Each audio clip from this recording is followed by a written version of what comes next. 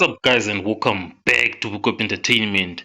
So, Rutendo Matinyarare has been arrested, in Zimbabwe by the Zimbabwe Republic Police there, and it is because he was flying his a drone over the Africa Unity Square.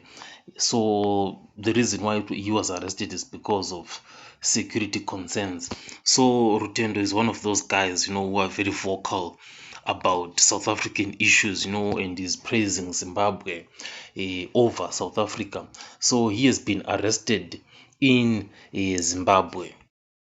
So what is actually surprising is that Rutendo is not even getting any support from his fellow Zimbabweans back in Zimbabwe. There, similarly in South Africa, nobody seems to be supporting him. So it turns out that Rutendo is going to face this music alone without any support from anyone at all. So this guy, I think, the reason why he was arrested is because of some of his social media posts that he was posting, and those posts in themselves they truly caused security concerns.